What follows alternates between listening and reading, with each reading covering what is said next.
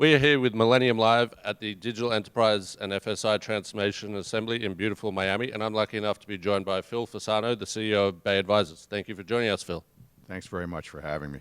So you've had a long and successful career. What do you put that down to, and also what are you striving for, in 2019? Well, as far as my long career, it's been good fortune of being able to recruit terrific people and work with brilliant people who have really enhanced my ability to do the things I've done over my career and partner with me. And they're just, I have to speak about the people because it's always about them. And I've been privileged to be surrounded by great people that work with me as well as people I've worked with and learned from. 2019, today I'm now spending my time as a director, board director, and as a business advisor to senior management teams on everything from strategy to fundraising to product and product development. So it's an entirely different phase of career, and it's leveraging a different set of skills and perspectives. So last night you gave all of our attendees a fantastic keynote. Thank you very much. You talked, about transformation and all your experiences, and obviously sharing some tips for everyone as well. But one of the key things you talked about was the culture, and you're just talking about people. How critical is it to have the culture behind a major transformation? Often culture doesn't start behind a major transformation. Culture is what it is in each organization. It's comprised of sometimes decades-long development of who that organization is and how what their norms are. You have to understand that you need to learn the culture and appreciate it, and you even need to at times pay homage to it and ensure that the people that you're working with know you appreciate who they are, what they are, and how they identify, to get permission from them to develop what's going to be the next generation of culture, whether it's innovation that you're after or whether it's an entirely new business model that you're after. Understanding who everyone is and what makes them tick is critical. But then, bringing them into the circle you're in when you're thinking about the future and having them make that their own. And the culture change is really about people evolving a culture, not robustly changing it overnight. It's truly a stepwise evolution of a business, a set of people, an organization, an approach to business, the way people interact, the way they do business, the way they work. So it's really engaging on a continuous basis. Yeah, and about approach. How did you go in through all the transformations you've led? Your approach to, as you said last night, being the disruptor and being that person who is literally going to go in and disrupt the entire company. It's hard for me when I join an organization not to want that organization to be better, to have more opportunities, to be more successful, to deliver better service, better product, even if they're great at what they do. There's always room for improvement. When I was younger, being a disruptor was really being blunt and trying to get people to see what you saw. As I've learned how to work better with people and frankly get along with people, it's really about helping others see the opportunity in what you see and engaging them in how to get there. Yeah. And it's not an easy thing to do. It takes an awful, as I said last night, it takes a lot of your time. But the time pays major dividends in terms of getting an outcome for an organization and for its customers and all of its other constituents as well, including employees, by the way, because the journey is hard, but the payoff needs to be significant for the employees of the company in that their work is better, more delightful, if you will, more interesting, more satisfying. So one of the other lessons I really took from last night is you were sharing about being that executive leader and having been in that position. What is your tip to the current executives in terms of they're under so much pressure and being able to manage everything and strive for that transformation? The one thing I can say is if you're in a public company, quarterly pressure, in fact monthly pressure, is so overwhelming. Yeah. And in today's world, you add the dimension of activism to that, where management teams are always under a microscope to deliver that next quarter in a way that's going to pop the stock, because investors, particularly the activist investors, want that pop so that they can take their profits home. That's one constituent. You have to, as a leadership team and as a group of colleagues, understand that your responsibility, particularly in senior management, is to shepherd in the best way possible the firm you're leading for the future and for the next generation, both of leaders inside the company and of customers and of all your constituents. It isn't just a single constituent you're playing to. Very difficult to do because of those quarterly pressures. So I appreciate that. At the same time, you have an obligation to manage the firm for a long-term future, and you really do have that responsibility to shepherd it effectively. You know, in the not-for-profit space, as much as you would think there's none of that pressure, the same pressure exists, although you don't have activism. You have the need to deliver profits so that you can then use those profits for good. Yeah. And you know, it's really focused on continuously improving the communities you're operating in, as well as the business that you have the honor of leading. Yeah, and that's a good point, because also, you know, basically you have donors and boards who are, you know, essentially shareholders, and then, you know, the communities in, you know, that you're, you know, helping. That's right. And you know, many not-for-profits get sideways. Some of them make too much money, and then all of a sudden it becomes a question within the community of why is that so? And others get sideways with compensation and whatnot. But you need to pay people for what they're worth and what they're delivering, to get the best executives to shepherd a not-for-profit forward so that it's here in a very sustainable way and is delivering value both inside its walls and outside its walls in the community it operates, either through community benefit or, you know, financial benefit, or the personal involvement of the people in the organization in making the community a better place to live, work, better health, and so on. So switching gears a little, so, you know, with all the, you know, companies you've worked for and, you know, and the work you're doing now, what, you know, really excites you about the leadership that you're seeing, you know, within companies that you're working with? You know, what's been great over the past 2 years, I've had the privilege of working with now 12, 14 different CEOs and founders of companies, and some CEOs of a couple of not-for-profits that I'm on the board of. I have to say that, you know, you become very inspired, both by the work they're doing, the problems they're trying to solve. In many cases, they're trying to solve problems that heretofore have not been solved, either in the information security space or financial services or healthcare. And the work that they're doing is truly world-changing. Yeah. And it's very interesting to see so much of that. It makes you a true optimist in the future of business, in the future of companies, and frankly, for the future of, you know, just human beings and how we're living. People are also focused on things that we just didn't focus on a decade or two ago. I mean, being a green company and making sure that you're sustainable from that perspective while delivering great product and service is on a lot of CEOs' minds, and a lot more than you would think. And it plays into how they build their business, create their products, services, and ultimately deliver their capabilities. Yeah, and so, you know, you're seeing a lot of innovation happen, and I know, you know, healthcare, you've, you know, obviously led some big transformations in healthcare. What are you seeing, you know, in healthcare now that really, you know, excites you in a, you know, growing space? You know, we used to call them miracles, and I think there's many of those, and I'm really excited about what I'm seeing in the cancer care development and diabetes care, and ultimately some cures that are, you know, that are on the horizon, near-term horizon, which I would have thought would be decades away.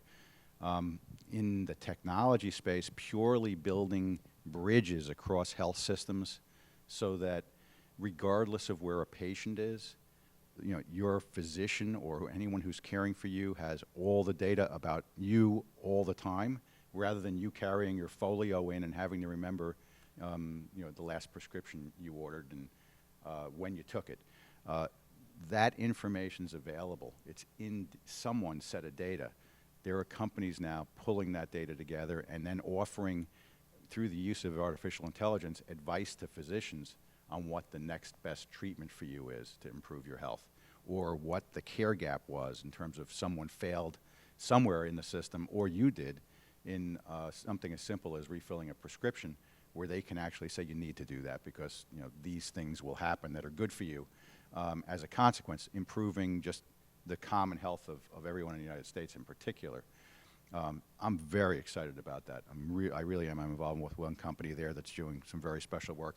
I'm really, and for me, it becomes personal because everyone is touched by some disease in their family or in friends, and I'm seeing people come together with technologies that are truly curative, where they would save lives, and that's a material step, I think, for society, and it's also making the unsolvable solvable for the first time in at least my lifetime across that spectrum. Now, I'm not a physician, but I can get just as excited as they can about some of these things.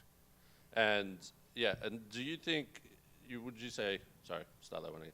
Would you say that, healthcare, compared to a lot of the other industries you're, working in, is, really the leading in terms of innovation and, transformation? I think healthcare being science-based is a natural for innovating, and it's just core to the industry. But I wouldn't say it's top tier or or average. I mean, I think in every industry, whether it's financial services, whether it's oil and gas, whether it's healthcare, and then you could pick any other sectors that are interesting to you. Every sector is innovating. Every sector is innovating, and I think the tech industry, it's always given us innovations, usually one at a time. During at least my career, all of a sudden it's poured a whole bunch of innovations onto the world that, when taken together, collectively allow us to solve problems we couldn't conceive of just a few years ago at a scale that we couldn't create technology unless we had billions to do it, to solve, which now makes it affordable and practical for almost every organization to solve some of the biggest challenges that they face, and do so as innovatively as I've ever seen. So I wouldn't single out a single industry. I'd just say everyone has that opportunity, and I think in a lot of places are taking it. Yeah, that's a really good point. So you've led technology enterprises in some of the biggest financial institutions in the world. A lot of people now with financial services saying it's being heavily disrupted. Where do you kind of see the financial services industry on a technology scale at the moment? That's a good question, and that becomes very personal for me because I started my career in financial services, and at the time, and this is during the 1980s, even Microsoft was a fairly new company. We were, in financial services, I speak about that as a we were, as an industry, leveraging technology and doing financial innovation, financial product innovation at the same time. And the confluence of that was truly remarkable in terms of the kinds of things we were able to accomplish as an industry and put in place. I think I've been overly disappointed in what financial services did with technology, particularly during and shortly after the crisis, the financial crisis. And I think now there's a resurgence. The challenge the industry has is that quarterly pressure I spoke of earlier, and the need to deliver financial results to the street are superseding the need to innovate and, in fact, reinvest in the infrastructure and the capabilities of the industry. And that conflict is ultimately going to have to be managed, and the outcomes are going to, in my opinion, ultimately create new transformations in that industry that will create new products and new services and new experiences for customers that should be dramatically better. And there are many financial organizations that are doing a great job with innovation and have figured that balance out, but there are still many more that have to. And about the quarterly, monthly pressure, even weekly that executives are under these days. What is your, tip for, how to really deal with that and also, be ahead as a leader? I think every generation of leaders would say the same thing. It's a pressure-packed lifestyle, and you're always on and you're always engaged in helping your companies, and your businesses perform better. I think what's changed is now it's a little more real time. The technology of our day draws you in to always be looking at your phones and getting information and inbounds in terms of information and questions that you need to answer, and then the world is reactive. there's that need to hit the pause button occasionally and be thoughtful before you're, reacting to the current challenges that are raised in your organization. Most senior executives are able to do that. The stress is unrelenting. I think it's put a burden on senior leadership that, in many respects, a lot of people are not ready for. And it does, I will say, you have to go through a preparatory period to get ready for what is expected at the C level. It isn't something that that someone all of a sudden is thrust into, and then you're truly a rookie. And it's almost like being a rookie in baseball. You have your rookie season, and very few are outstanding, but occasionally there's one. But generally it's a long-term career, and you have to believe that you're going to be contributing over a long-term period, and you have to take the time to learn the lessons, the deep lessons that people have learned before you, people who are colleagues can teach you, and that the industry really needs you to learn and develop and continue to learn and develop as a leader at the C level to become a great leader at that level. So it's not something everyone's really prepared for when they first get thrust into that kind of a role. Yeah, that's a really good point. So, obviously here at the Assembly, we're lucky enough to have you joined. Amongst all these C-suite executives, what has been, one of the key takeaways or things that you've really enjoyed about being here at the Assembly? I think everyone I've interacted with has been a lot of fun to talk to, learn about their companies, the journey they're on, the work they're doing. You can see the passion and excitement in just about every individual who's here. From my perspective, I was actually stunned by how many people came up to me after my talk last night and really appreciated the perspectives. And I'm thrilled to do that, and hopefully they can get at least one kernel of insight from every talk, which was always my goal when I came to something like this. And it really, I think these kinds of sessions enable that through networking, enable that through on-stage conversations as well, which is very valuable. Yeah, and speaking of it, how valuable do you think it is for the executive, under all the stress and pressure we were talking about, to get out of the office and come to an assembly, like this?